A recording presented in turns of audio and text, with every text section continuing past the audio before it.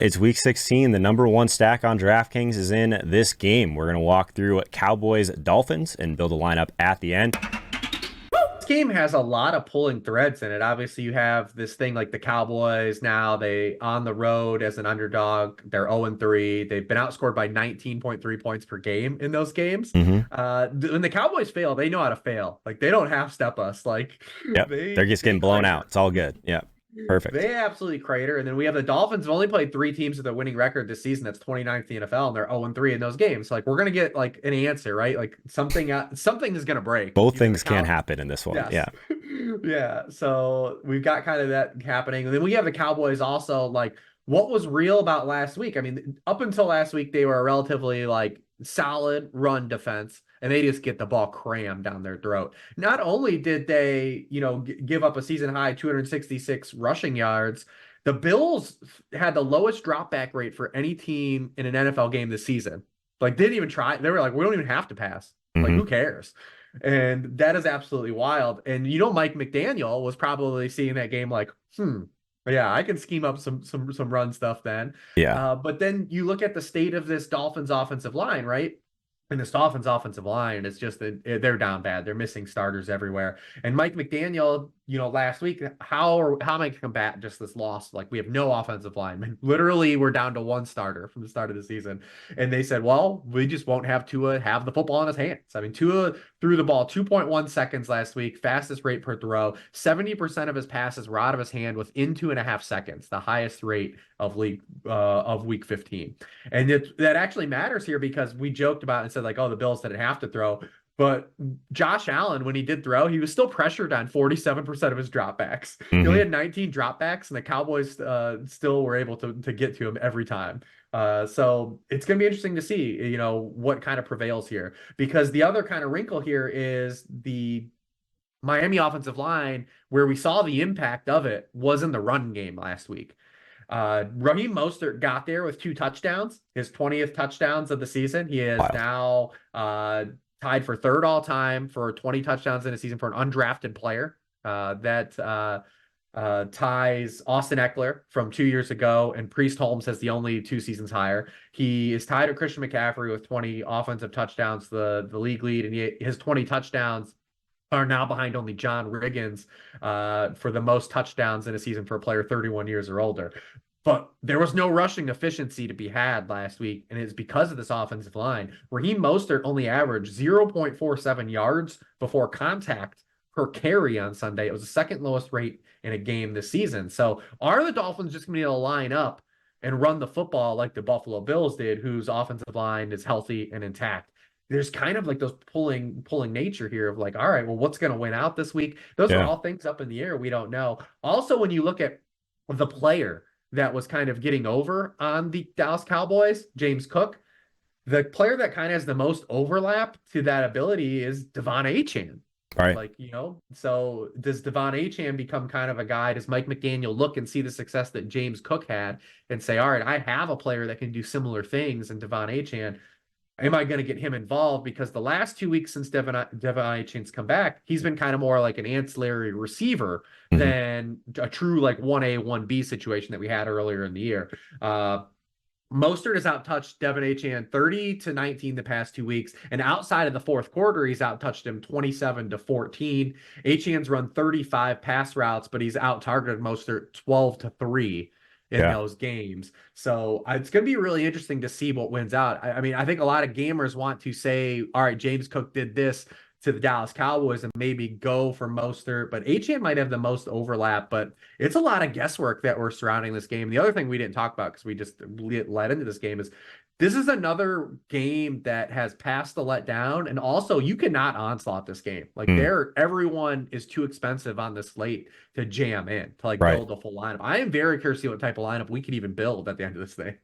Yeah, this is going to be interesting for sure. So yeah, Devon Achane, 16 targets over the last 3 games, Reeves. I know he's got that toe thing. He was a non-participant in Wednesday's practice. And Tyreek Hill as well, that ankle injury, did not practice on Wednesday. Sounds like McDaniel downplayed that injury a little bit. They think he's going to be just fine. But realistically, even just on this slate right now, like the high-end wide receivers, Tyreek Hill, 9,600, CeeDee Lamb, 92, Amon-Ra, 82. Justin Jefferson on the slate, 8,100. Like Tyreek Hill is like projecting for like sub 5% of those guys, and the rest of them in double digits. Jefferson looking like the chalkiest one of the top end wide receivers. So yeah, getting a Tyreek Hill build might be at least interesting on this one. But let's talk a little bit about CD Lamb, because I just have absolute blinders for this guy, because he got us there on our anytime touchdown prop last week. We went 4 for 4, turned $100 into $1,200 with that prop drop email. Make sure you guys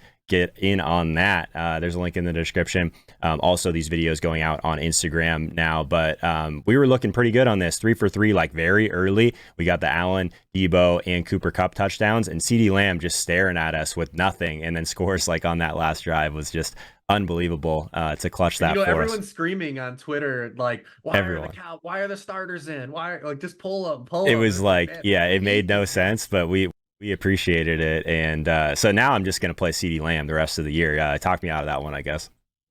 I don't know how to talk you out of it, but I do think this matchup is pretty interesting. You know, the other thing we didn't talk about is like this Dolphins defense has been on like a massive heater, and they played nobody. Like, so this is going to be a great test, like, over the span. Like, the Chiefs are by far the best team they've played over the stretch since they've gotten Jalen Ramsey back. Like, they've had 2 Jets games. They faced the Patriots. And the Chiefs offense is, like, not the Chiefs offenses of years past. So, like, this is a huge test for this Dolphins defense, who I do believe in. I like a lot of the pieces they've assembled in Vic Fangio. I think it is gelling together at the right time.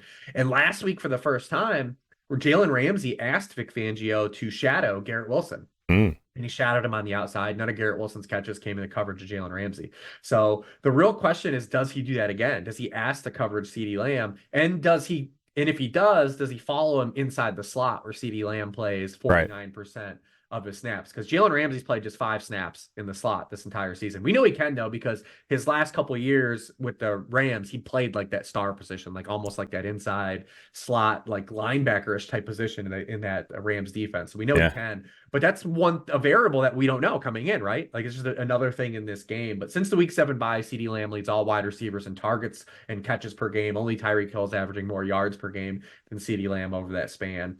So that's kind of what we're looking for in this matchup, is what are the Dolphins going to do with Jalen Ramsey? Because in the slot, if Jalen Ramsey doesn't follow him, the Dolphins are 20th in touchdown rate allowed to slot receivers this year. So, but really, that's it for the Cowboys side, right? Like, from an objective stance, CeeDee Lamb is the only player that stands out in this game. You could potentially get down to Jake Ferguson because Miami is 23rd in catches allowed per game to tight ends. But like, Jake Ferguson is priced now amongst some big boys in tight ends. Like, he's only $400 on DraftKings, cheaper than David Njoku, who is like immensely higher target share. We talked about just the amount of volume David Njoku is getting on the last video that you could check out. So maybe Jake Ferguson, but like, we know what we have in Brandon Cooks. Like, Brandon Cooks, if that dude doesn't score a touchdown, you're getting nothing. It's over. It's you're not getting any yardage from Brandon Cooks. I mean, he's hit 50 yards in just 2 games this season. So on the Cowboys side, that's it. Like, we've done that. Like, the Tony Pollard experience, like, is not one for the faint of heart, right? Like, in Miami's a good run D.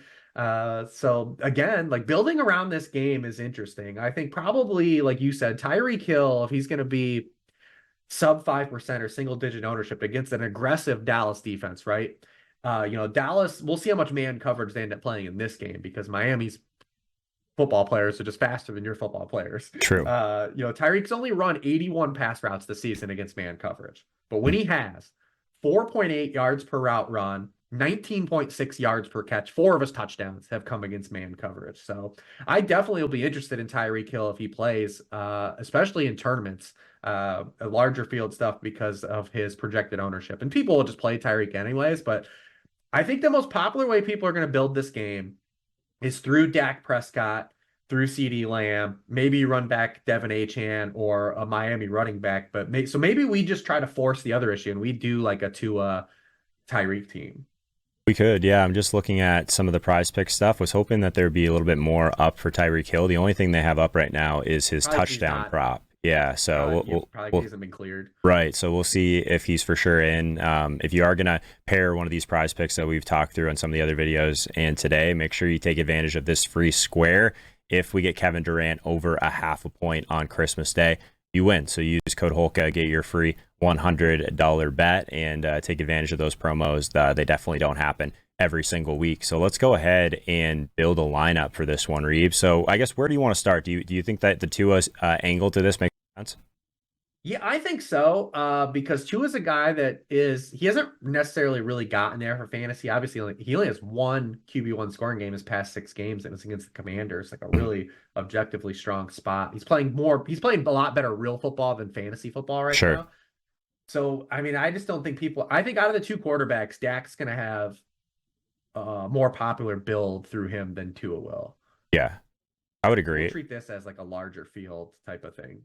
And you're not kidding about these prices. Achane is 7,100, man. Like, so like that is rough. That kind of like nukes a lot of what you can do. I mean, he's projecting for like sub 2% ownership right now, and that's probably because of his price point, right? So doing like a Tua, Achane, Tyreek Hill, like we're gonna have to find some value the rest of the way. But what are your thoughts? I mean, dude, that's why I said building around this game as a whole. Like, this is a game you probably just try to either get like even the minis are expensive though, to be honest. Right. Okay. Like, it's definitely not a game. The way salary is set up on this main slate, this is an absolutely brutal game to try to onslaught because the players you want to play are super expensive, and the ancillary pieces like a Tony Pollard or a Brandon Cooks are not even. I mean, shit, even Tony Pollard is 7K, right? Like, yeah, yes. I mean, as much as we like Achane, I think we're playing Tyreek. I don't. Yeah.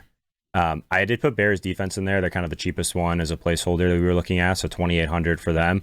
I think we probably need to make a decision on one of these guys, though, right? Achane versus Tyreek Hill, because we probably can't get in CD on the other side with both of those guys. Let's play Tyreek just because. Okay. Let's at least see if we can do it. So then we're gonna have to do some of these guys we talked about in the last video. So like we're gonna have to do probably like a Garrett Wilson, a Chuba Hubbard.